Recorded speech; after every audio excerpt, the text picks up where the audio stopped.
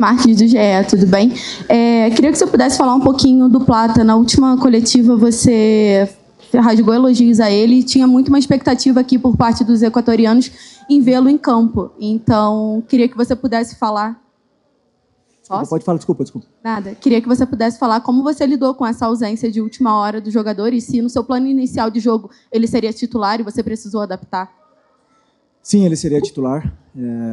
Falei com ele antes do jogo do Vasco. Disse a ele o planejamento que eu tinha para ele nos próximos jogos. Como eu falei para vocês, é um jogador muito importante para mim. É um jogador muito especial, tem todas as qualidades e características que eu gosto.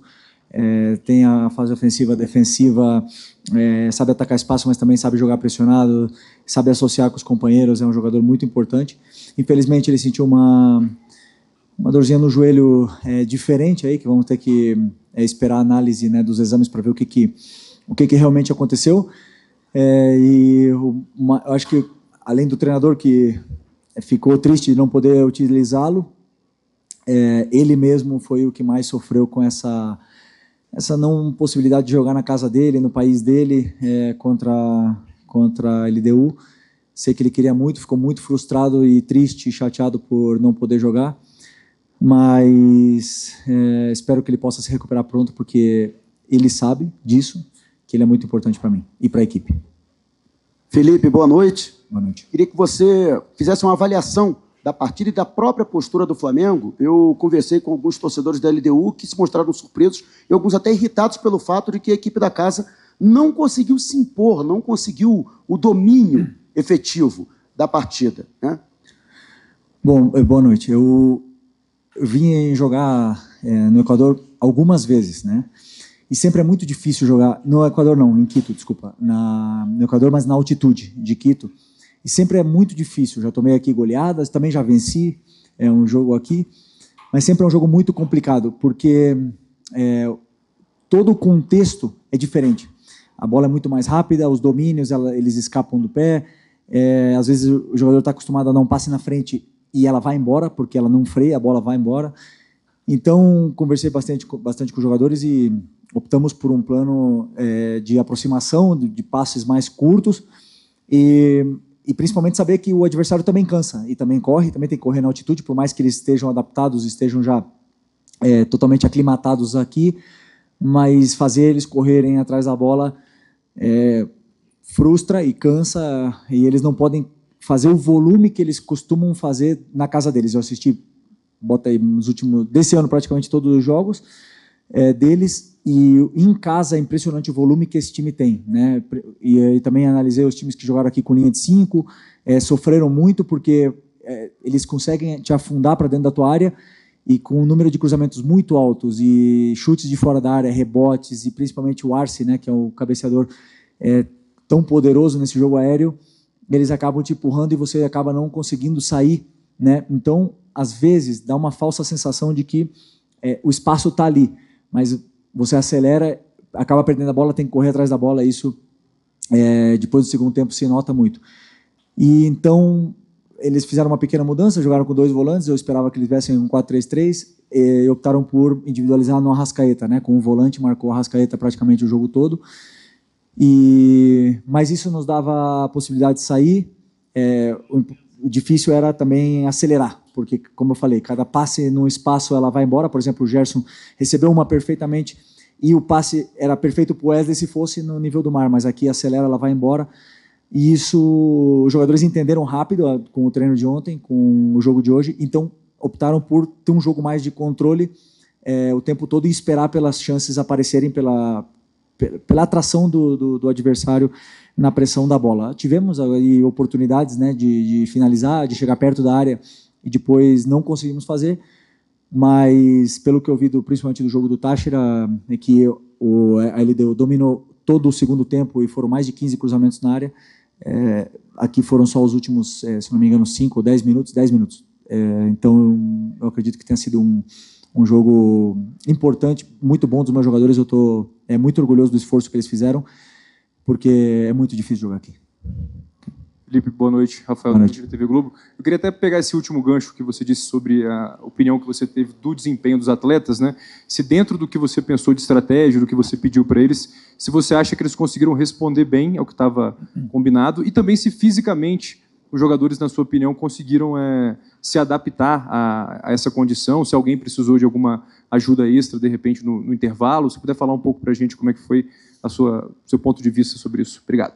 Bom, primeiro o jogador, eu acho que só o Bruno, né, que pediu auxílio de oxigênio, mas assim, todos sentem, todos, só que assim, eu também peguei os dados do ano passado, dos jogadores que sentem menos ou que sofrem menos, então a função defensiva mais importante do time hoje tinha o Gerson, que era o encarregado de pressionar o zagueiro alto e também ajudar o Wesley dentro da área, então ele tinha que fazer um esforço muito grande, e ele fez de uma forma incrível esse esforço, e depois com a bola no pé, é um jogador que não perde a bola, né? Um cara que cria muito jogo. Então, assim, o Gerson foi realmente o sacrificado, talvez na parte física, pela equipe,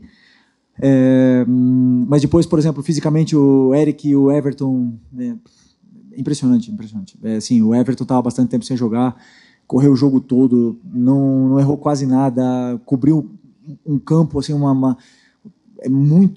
cortou muita bola perigosa, é um jogador, eu sei que a torcida às vezes pega no pé, mas é um jogador muito importante. Ninguém é titular da Copa do Brasil por acaso, né? E fazendo o jogo que ele fez, então eu confio muito nele, fiquei muito feliz pelo jogo dele, fiquei muito feliz pelo jogo do Ayrton, já contra o Vasco e hoje. São jogadores que precisam dessa confiança, precisam se sentir confortáveis dentro do campo. E, assim, a nível geral, eu fiquei feliz com o desempenho de todos eles. Não posso te dizer que nenhum, assim, que eu não gostei. Okay? Felipe, boa noite. Boa noite. Dada todas as dificuldades que tinha, a questão da altitude, você perde o Gonzalo Plata ali, hora antes do jogo, era um jogador que, talvez do seu grupo, seria o mais adaptado a jogar aqui, fez base no Independente Del Valle, apesar de não ser daqui de Quito, mas jogou por muito tempo, quando joga na seleção, joga aqui. Você perde um jogador importante hora antes do jogo, você não tem o De La Cruz, que também é uma peça-chave ali no meio-campo, você não tem o Alexandro, que é um jogador experiente na lateral. Queria saber de você o sentimento que você sai daqui, de ter ganho um ponto ou de ter perdido 2 pontos. Não, queríamos ter vencido. Era importantíssimo essa vitória, né? Porque nós mesmos nos colocamos nessa situação de perder o jogo em casa contra o Central Córdoba, onde, claro que agora temos que tentar. Agora e sempre, o Flamengo tem que entrar para vencer todos os jogos sempre, né? Mas, dadas as circunstâncias da dificuldade que é jogar aqui, não pelos desfalques, porque pode ser que a torcida ou até vocês da imprensa não tenham a confiança plena, mas eu tenho a confiança plena nesses jogadores que entraram hoje. E eles oscilam, mas eu confio na qualidade e no talento que eles têm, por isso que eles estão no Flamengo. Então, não pelos desfalques, mas sim dadas as circunstâncias da dificuldade que é jogar com a LDU, nos deixa vivos para poder continuar buscando a nossa classificação aí nessa fase de grupos, que é o objetivo.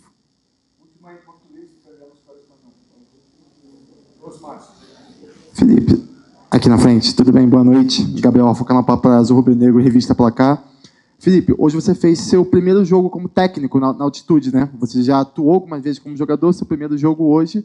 Eu queria que você falasse quais foram as principais diferenças na sua preparação, né? A gente sabe que a sua preparação provavelmente começou logo depois do jogo contra o Vasco, né? Que você gosta de sempre preparar o próximo jogo. Quais as principais diferenças que você encontrou de ser um técnico e ser um jogador na altitude? E se puder falar também um pouquinho sobre o Ayrton Lucas, de novo, fez uma excelente partida, sendo muito elogiado nas redes sociais. Obrigado.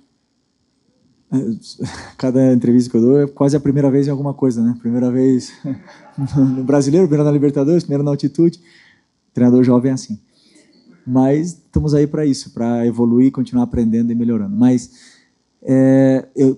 como eu respondi ao teu companheiro antes, o fato de eu ter jogado aqui e ter sido um dos jogadores que mais sofria com a altitude, me dá a possibilidade de dar alguns conselhos para os jogadores, conselhos não, algumas dicas, algumas pistas para os jogadores para poder se sentirem melhor. Mas é impossível, cada um tem uma adaptação, cada um sente de uma forma, cada um joga de uma forma, mas o plano de jogo, quando eu estudo o adversário, eu não posso olhar se está na altitude, se está no nível do mar, eu olho os números dos jogadores, os sistemas, onde estão os espaços, onde onde estão as manipulações, e ali eu tento dar uma solução para os jogadores para eles poderem achar e se sentir mais confortáveis dentro do campo. Depois, a decisão dentro do campo são deles, se eles têm que acelerar, se eles têm que segurar mais o jogo, se é o momento de chutar de fora da área, se é o momento de cruzar. Então, a escolha são deles, né? Mas a única coisa que eu falo, assim, que eu tentei falar para eles o que eu achava de quando a gente jogava aqui, o que servia mais para a equipe. E eles, às vezes, a maioria deles já jogou aqui, sabe perfeitamente como é que se sofre, não tem o que fazer, se sofre. Aqui você vem para sofrer.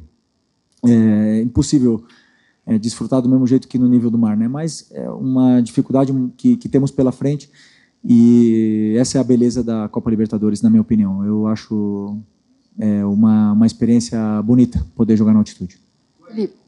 Desculpa, do Ayrton. Então, eu já falei, elogiei ele depois do jogo do Vasco para ele, para o grupo também. O Ayrton precisava de um jogo sólido, um jogo onde ele dominasse a lateral outra vez, que ele se sentisse dono da posição, onde ele controlasse os tempos e de ataque e de defesa, e contra o Vasco ele não errou passes, ele fez o time andar muito rápido, uma forma rápida, e depois ele deu uma solidez defensiva para a equipe, e principalmente a bola aérea no jogo da defesa da área, que era uma coisa que a própria torcida pegava no pé. Ele teve que marcar o Vegete praticamente todo o jogo, e ele fez perfeito. O tempo que ele durou, como eu falei, ele estava sem sequência, e é muito difícil o jogador desempenhar sem a sequência. E aí hoje, com o jogador com confiança e com sequência, a gente vê o Ayrton que veio para o Flamengo, esse Ayrton que me deixou no banco, o Ayrton que é capaz de chegar na seleção brasileira, e pode muito mais. E nós vamos, pouco a pouco, dando esses pouquinhos de confiança para ele evoluindo aí e continuar crescendo junto com a equipe, que ele é muito importante para a gente. Felipe, aqui. Tudo Boa bem. noite. Letícia de Almeida, Falazoeiro TV. Me permite fugir um pouquinho do tema do jogo, né, em si. A informação que saiu essa semana é que o Flamengo foi comunicado que o time, né, da Turquia, o Göztepe, não vai exercer a opção de compra do meia Vitor Hugo. E, por consequência, ele vai retornar ao Flamengo. E aí a informação que saiu também na imprensa é que você teria dito que não conta com o jogador e que ele estaria sendo liberado para ser negociado. Queria que você explicasse, né, ou esclarecesse essa situação a respeito do meia Vitor Hugo. Obrigada. Não é verdade. Primeiro, ninguém nem mencionou o nome do Vitor Hugo para mim, da diretoria, nem o presidente, nem ninguém. Eu falo com o Boto diariamente, não foi em nenhum momento o assunto. Eu joguei com ele, eu gosto muito dele, é um jogador muito bom, importante, que não perde a bola, é um meia com muita qualidade e que foi titular do Flamengo em 2022, parte de 2023 com o São Paulo, e foi praticamente titular na frente do Everton Ribeiro, e perdeu espaço em 2024 e optou por sair, né? Então, assim, a montagem de elenco, eu participo e dou opinião, mas a montagem de elenco não é minha. Se no dia de amanhã o Boto resolver trazer o Haaland sem falar comigo, eles podem fazer, claro, eles vão escutar minha opinião, eu vou falar, esse jogador encaixa mais ou menos, e eles vão fazer a montagem de elenco sempre da diretoria. Então, no caso do Vitor Hugo, não é verdade, é um grande jogador, eu não sabia de nada, mas claro que virão reforços, os jogadores chegarão aqui para ajudar, outros que não estão tendo espaço e vão sair, esse é o ciclo do futebol, sempre o importante é que temos um elenco bem compensado em todas as posições. Para o que aconteceu hoje, perdemos 2 volantes, mas os 2 volantes que jogaram são top, e perdemos um lateral e o outro é top, e ainda tem um que vai voltar, e essa concorrência faz eles crescerem. Hoje, por exemplo, para mim, o melhor zagueiro do Brasil até agora, que foi o Léo Pereira, ficou fora, os outros 2 jogaram muito, então para mim isso ter um elenco completo e equilibrado na forma para eu poder depois escolher as peças e a equipe ser forte, independente das peças que faltam. Mas, repito, ninguém falou comigo do Vitor Hugo. Mentira o que falaram por aí. Em espanhol, tá bom. Boa noite, Felipe Luiz. Se você poderia falar sobre o que vai voltar, o que vai mudar o próximo jogo com LDU no Rio de Janeiro, o próximo mês. Obrigada. Ok, espanhol, tá? Bueno, el LDU obviamente que está muy adaptado a jugar en su ciudad, en su casa, pero también saben jugar fuera, ¿no? Me imagino que va a ser un equipo que va a seguir intentando presionar, va a seguir intentando hacer su juego, que es un juego muy vertical, directo, sobre todo con muchos cambios de frente y de orientación y centros al área y rupturas al espacio. Entonces, imagino que van a intentar aprovechar muy bien nuestras pérdidas para intentar tirar contras rápidas. Pero en nuestra casa obviamente tenemos que hacer un partido muy sólido, mucho más sólido de lo que hicimos con Córdoba, para poder ganar, porque por supuesto no es fácil. Un equipo que llega a la fase de grupo de Libertadores nunca es fácil de jugar. Hola, profe, ¿cómo le va? Luis Quiroz de Radio La Red, le saluda, un gusto. Le salió a la perfección la planificación del partido. Analizábamos que usted incluso estudió mucho al rival. La banda más fuerte que tiene Liga es la derecha. Cuando se junta Daniel de la Cruz y Brian Ramírez marcan una diferencia notable. Y hoy prácticamente los tuvieron cubiertos, no un mano a mano, y no ganaron. ¿Salió a la perfección lo que usted quería venir atrás, llevarse un punto de Quito? Bueno, a nivel defensivo fue un partido muy sólido, sí. No, yo no quería venir aquí a ganar un punto, yo quería ganar 3. El plan de partido a nivel defensivo estuvo muy bien, sobre todo porque la línea estaba muy valiente, estaba alta, dejábamos pocos espacios entre líneas. Con eso no tenían tiempo para girar el juego rápido y encontrar a este jugador que es súper peligroso, que es Ramírez, ¿no? El extremo. Me encantó, me parece buenísimo. Tiene muchísimas asistencias, el lateral también. Y creo que joven, ¿no? El lateral, si no me equivoco, es muy joven. Tiene mucho margen de mejora aún. Y sabíamos de eso, entonces yo creo que al adelantar bien las líneas y los jugadores tuvieron mucho coraje para jugar altos, no dimos los espacios y los tiempos para que ellos pudieran asociarse. Entonces tuvieron que hacer un juego más directo y ahí nuestros centrales se sintieron cómodos en esa situación y conseguimos acelerarles, ¿no? El juego. Luego, cuando bajamos un poco, no estábamos tapando bien los pases por dentro y estaban entrando por dentro y ahí no dábamos tiempo de nuestra defensa a salir y ganar metros y eso nos hundió un poco los últimos 10 minutos y ahí se les vio lo peligroso que son, ¿no? Porque con ese volumen de tirar centros y los rematadores que tienen dentro del área siempre es complicado defender, pero yo me imagino que el plano a nivel defensivo estuvo muy bien y a nivel ofensivo estuvo bien, pero puedo mejorar también. Ok. Profe, ¿cómo le va? Buenas noches. Ahora este punto, ¿cuánto le puede servir para esta recta final? Ya se viene el cierre de los grupos. En Brasil está prohibido volver a perder como sucedió contra Central. ¿Cuán importantes son esos 2 partidos que le queda frente a Liga y también al Táchira ya como dueño de casa? Una buena noche, profe. Buenas noches. Nosotros no estamos en una posición cómoda, la verdad, en este grupo, ¿no? Estamos con 4 puntos, estamos por detrás de LDU, pero es verdad que tenemos 2 partidos en casa, pero tenemos un partido fuera contra Córdoba que no va a ser fácil. No es ninguno de los 3 va a ser fácil, pero creemos que con nuestro equipo, con nuestro modelo, vamos a poder pasar, que el objetivo es pasar. Si es en primero, mejor, pero el objetivo es pasar de fase de grupos porque es un calendario muy apretado, un calendario muy exigido, donde tenemos muchos viajes, muchos partidos seguidos. Venimos jugando ese es el 4º partido en 12 días que tuvimos. Entonces los jugadores hicieron un esfuerzo muy grande y tendrán que seguir haciéndolo para que podamos pasar, que es el objetivo, llegar a la fase de octavos, ¿no? Y después ahí ya intentar llegar lo más lejos posible de esa competición que es tan bonita y tan especial. Pero seguro que no va a ser nada fácil ganar en Río porque, como dije a tu compañero antes, si está en fase de grupo de Libertadores es porque tiene mucho mérito y porque ha conquistado su plaza ahí porque tiene buenos jugadores, así que vamos a intentar seguir mejorando para cumplir nuestro objetivo. ¿Okay? Buenas noches, chao, pessoal.